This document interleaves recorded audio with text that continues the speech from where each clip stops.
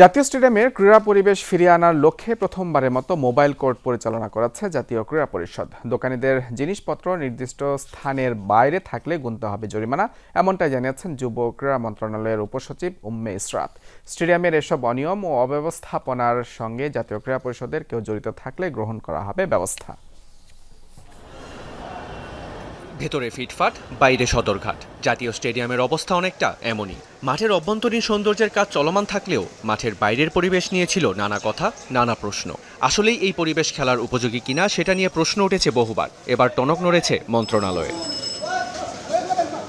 যুব ও ক্রীড়া মন্ত্রণালয়ের উপসচিব উম্মে ইসরাতের নেতৃত্বে প্রথমবারের মতো স্টেডিয়াম এলাকায় পরিচালনা করা হয় মোবাইল কোর্ট। দোকানীদের মালামাল তাদের নির্দিষ্ট স্থানে রাখার নির্দেশ দেন তিনি। পরবর্তীতে এই ঘটনার পুনরাবৃত্তি ঘটলে মালামাল জব্দ করার পাশাপাশি জরিমানারও হুঁশিয়ারি বার্তা দেয় মোবাইল কোর্ট।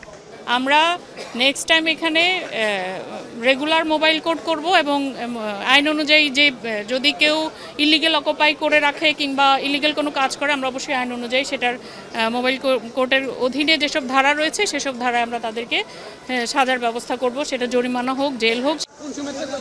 প্রথমবারের মতো এই মোবাইল কোর্টে উপস্থিত ছিলেন জাতীয় ক্রীড়া পরিষদের সচিব মোহাম্মদ আমিনুল ইসলাম, এনডিসি সহ 2 পরিচালক ও অন্যান্য কর্মকর্তারাও। স্টেডিয়ামের এসব অনিয়ম ও অব্যবস্থাপনার সঙ্গে জাতীয় ক্রীড়া পরিষদের বিভিন্ন স্তরের কর্মকর্তা কর্মচারী জড়িত থাকার অভিযোগ নতুন কিছু নয়। যদি এমন কোনো আলামত পাওয়া যায় তাহলে নেওয়া হবে যথাযথ ব্যবস্থা।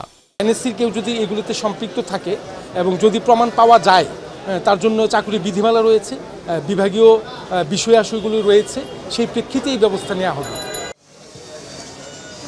স্টেডিয়ামের রাতের চিত্র আরও ভয়ঙ্কর। মাদকের আখড়া বসে স্টেডিয়ামের আনাচে কানাচে। দ্রুত এই অন্ধকার দূর করে আলো আনার পুরনো পরিশ্রুতি আরও একবার শোনালো ক্রীড়া মন্ত্রণালয়। মেহেদি রিয়ান, যমুনা স্পোর্টস, ঢাকা।